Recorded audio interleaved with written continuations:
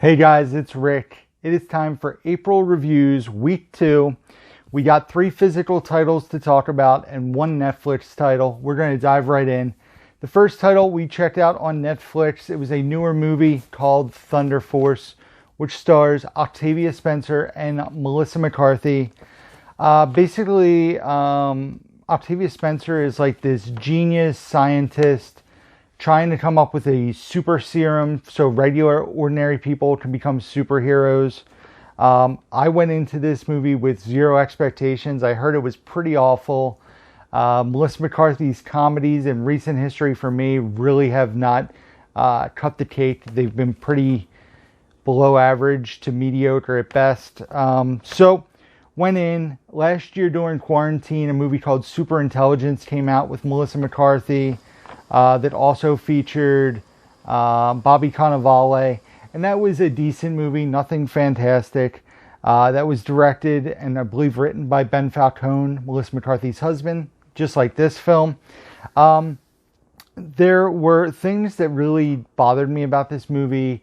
Melissa McCarthy's character being obsessed with eating raw chicken, the CGI that's pretty brutal in the movie, and then Melissa McCarthy's love interest of a person who is part man and part crab.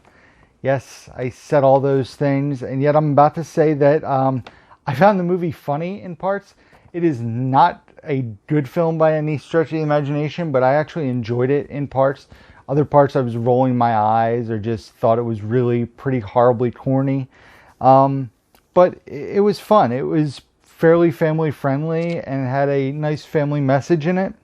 We actually watched it with RJ, and I enjoyed it for what it was. I give it a 2.5 out of 5. Like I said, not horrible, but not great either. Just middle of the line for me. There were some people who really despised it. I wasn't there personally. I thought it was entertaining and watchable. Speaking of other people who despised the movie, that this time I didn't just think was okay. I thought it was really good. Was this documentary, The Orange Years, the Nickelodeon story. I had a buddy of mine, not going to name any names, that kind of bashed this movie, saying that like they only focused on 90s Nickelodeon. Well, I mean, that was a main focus of this film, but the thing about it was it focused on the orange years. It says it right in the title. So Nickelodeon, when it first came out, didn't have the orange splatter. That came later. Like it came alongside Double Dare in the late 80s. So yes, it mentioned the start of the network and you can't do that on television, stuff like that. But when it switched to the orange logo, you had Double Dare. It went into all the game shows. It went into all the cartoon series that were created. It touched upon stuff like SpongeBob at the end. It talked about all that and the Amanda Show. But I thought it was really enjoyable. I thought it was well done. They got a ton of people who were involved with Nickelodeon throughout the history of the channel interviewed in this. So I really enjoyed this. I will say the other thing about that person and me, the difference between us, is about 10 years in age. So this was the Nickelodeon I grew up on that they focused. Like when Double Dare was on and all that stuff, I was 4 years old. Like I was the prime Nickelodeon age to watch Double Dare and, What Would You Do? And Wild and Crazy Kids, which they didn't mention at all in here, which I was kind of bummed about because I loved Wild and Crazy Kids and Nick Arcade and Legends of the Hidden Temple and Guts and Hey Dude and stuff like that. I really salute your shorts. Like that was my childhood, so I really enjoyed this. For that person, they were much older, so kind of like a different generation thing. Same thing like if I had a friend like my buddy Jacob J2H, who's 10 years younger than me, most of the shows I just named weren't on Nickelodeon when he was born, let alone by the time he was a kid watching Nickelodeon. He would be more like probably Rocket Power, maybe, SpongeBob, that kind of stuff. So for different ages, this is probably going to hit in different ways, but this was peak Nickelodeon for me, peak childhood nostalgia. So I just kind of like went off the top of my head with all that. I'm checking my notes to see if there's anything else. Yeah, it talks about how when Nickelodeon changed their logo, it was done by the guys who designed the MTV logo. They talk about Nickelodeon through pretty much the late 90s. I say here, if you were a young kid between 88 and 2000, I'll think you truly will love this documentary, which I really do believe. And I just put that it was a time capsule of my childhood. They had a lot of stars, creators, and writers involved with this that really made it enjoyable for me. So the Orange Years, the Nickelodeon story, I give it 3.5 out of 5. Highly recommend this one. I really enjoyed it. Bridget really enjoyed it as well. So that was that. Next was a rewatch for us.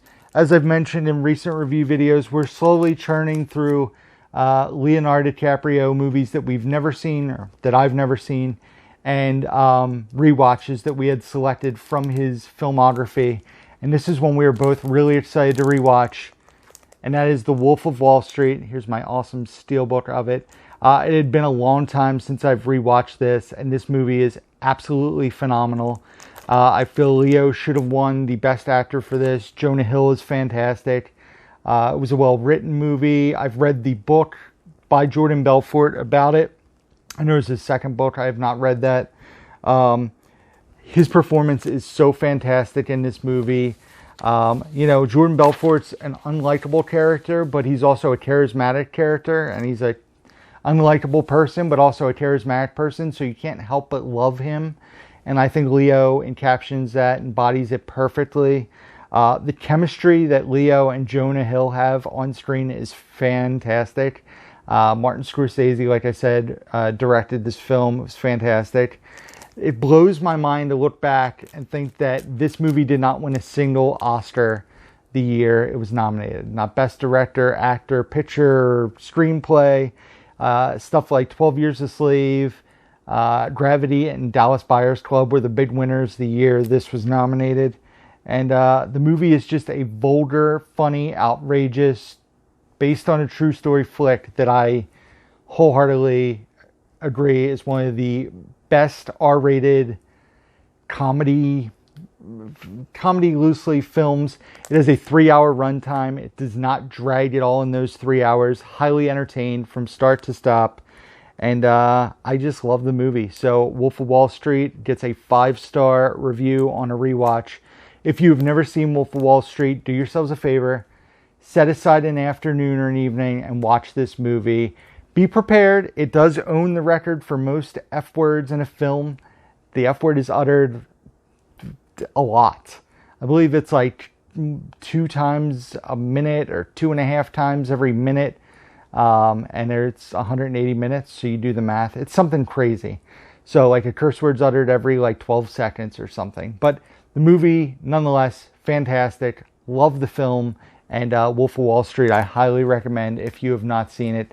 And the last thing we watched is another rewatch, something we wanted to revisit and we had talked about recently. And we decided to revisit, and that is National Lampoon's Van Wilder here, the unrated version. I didn't realize it was the unrated version. Whatever. We watched the unrated version, and obviously it stars Ryan Reynolds and Tara Reid, some of my favorite YouTubers' favorite actress, and also stars Tech Holmes from The Real World, Cal Penn. And fun fact about this movie, as a person who is obsessed with the comedy of Bert Kreischer, this movie was actually based on the article about Bert Kreischer where he became the party animal of America.